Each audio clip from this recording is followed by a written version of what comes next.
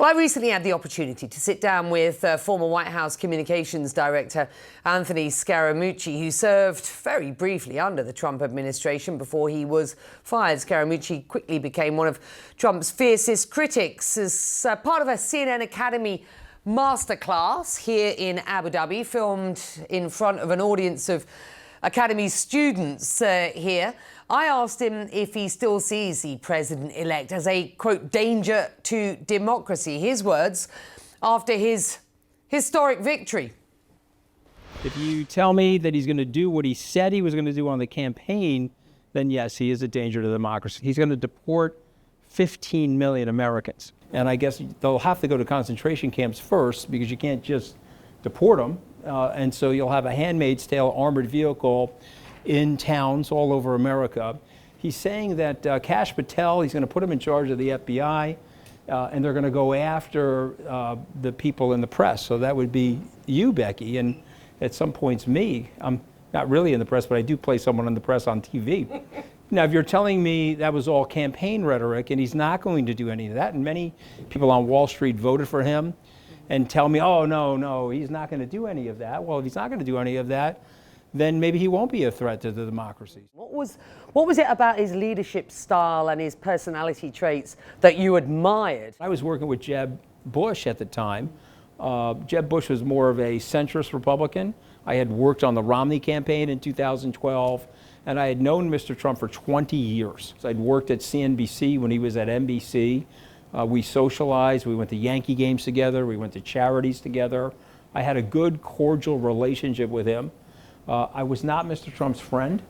If somebody tells you, someone comes to CNN and tells you that they are Mr. Trump's friend, they either are lying about the relationship and trying to raise their status, or they don't understand the relationship because he has no friends. That's not him. He's a very transactional guy. You're in his field of vision. If he can use you, he will use you. But why did I go work for him? I was a loyal Republican. He was winning. He called me and said, if I beat Jeb in South Carolina, will you come work for me? I said yes. He beat Jeb in South Carolina. I went to go work for him. When I went on my first Trump campaign stop, I was in Albuquerque, New Mexico with Donald Trump, and I got to see people that I grew up with, sort of people I grew up with, right? I was in a blue-collar family. My dad was a crane operator. I went into the crowd to talk to the people.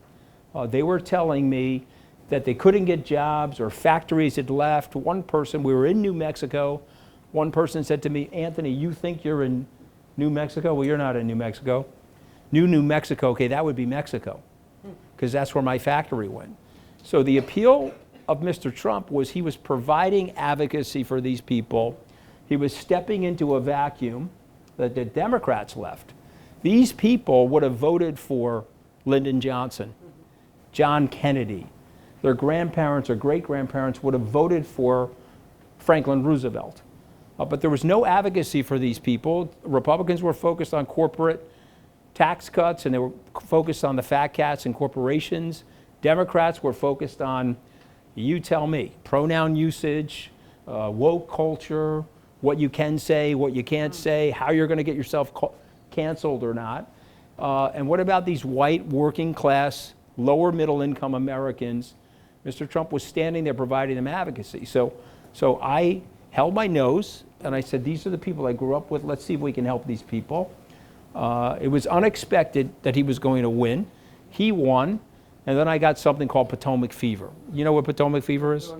Potomac fever is you think you're going to go to Washington and you're going to change Washington. You got Potomac fever. You know what the problem is with Potomac fever? One of the symptoms of Potomac fever, you don't know you have Potomac fever. Okay? They don't, and I've got friends of mine now that are about to go work for them. They all have Potomac fever. And they don't realize that Washington is going to change them before they change Washington. What do you make of his relationship with Elon Musk? And do you think Musk is destined to learn anything from his time with Trump? And how long do you expect him to be around? Mr. Trump is a very successful, dexterous politician. Does everybody understand what he did to Elon Musk and Vivek Ramaswamy? Does everybody understand what he did? Okay, he pushed them out of the government about as far as they can be from the government. Now, they're popular figures and they will march around inside the halls of Congress. But nothing will get done with the Department of Governmental Efficiency. He put them in a department that doesn't exist. That's going to provide some space for them to continue a relationship. Any closer, that relationship would end quickly because there's one spotlight, there's one camera, there's one person on the stage. That's Donald Trump. If you get anywhere near his orbit, he hits you with a ray gun. He does not like it. He'll push you out right away. One of the big tells is he'll look at you and say, "So you're President Becky Anderson? Is that you? Oh, Becky, you're getting more famous than me?" Those are two things that he says. And you know, one of the cabinet members said, "Well, he started saying that to me. I think I booked a trip to Argentina for 2 weeks." Whether you like President Trump or dislike him, he looked at the tea leaves. He saw that there was a big opportunity to diverge himself from the Democrats on this. And if you read his speech, he's talking about propitious regulation. He's talking about up the road, middle of the road regulation. He's not talking about under regulation or putting consumers at risk in the cryptocurrency space. And I think that this has really resonated with people globally. I think it's going to change the behavior of a lot of countries, including China. So yes, I do think he deserves credit for the recent run. It would have gotten there, but it's gotten there a lot faster as a result of his leadership. He may have been opportunistic, but he'd certainly put cryptocurrency back in vogue had it, ever disappeared.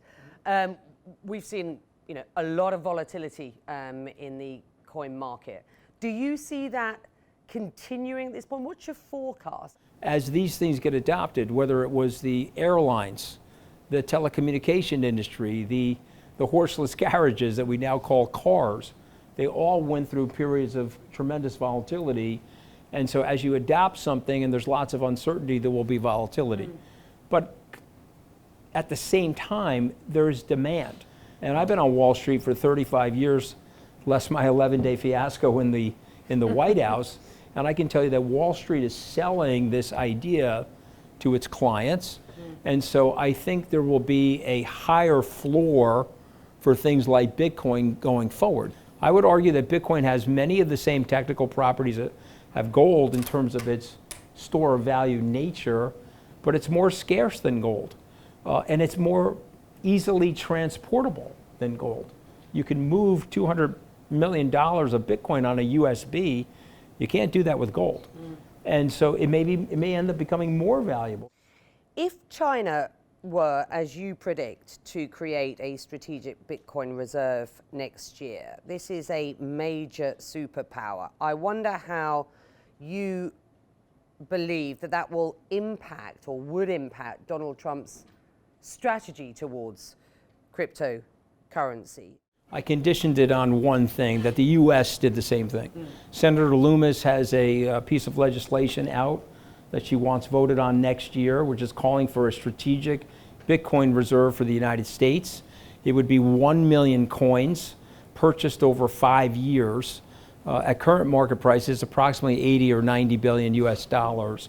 And she's saying that in addition to holding gold in our Federal Reserve account, that we should also hold Bitcoin alongside of it. If we do that, other Western nations will do that. And of course, the Chinese, they do not like Bitcoin because it's a libertarian idea. And the Chinese Communist Party likes the control of the society, which is why they banned Bitcoin. But interestingly enough, despite the ban of Bitcoin 4 years ago, 10% of the mining, Bitcoin mining, happens in China, which goes to show you how hard it is to control Bitcoin. But I think the Chinese will have no choice. They don't want to fall behind the West. The UAE has done an enormous amount of business recently in partnerships and investments into AI and advanced tech. So Donald Trump's announcement today on Truth Social that he will be reducing regulation, expediting deals over $1 billion of investment coming into the US will work well for those from this part of the world who are looking to increasingly invest in the US economy. What do you make of the AI and advanced tech push here? When I come to the UAE, I see the future. I'm here in the UAE learning about something that the rest of the world is going to be doing 5 years from now. And so I think this is a country, and I will give credit to President Trump. I want to be objective. He understands that. Okay, he has a good relationship with the leaders here. He has a good relationship with the Saudis. I think the Qatari relationship is obviously complicated, but I think the president has done a good job of trying to help people in terms of thinking about it more holistically in the region.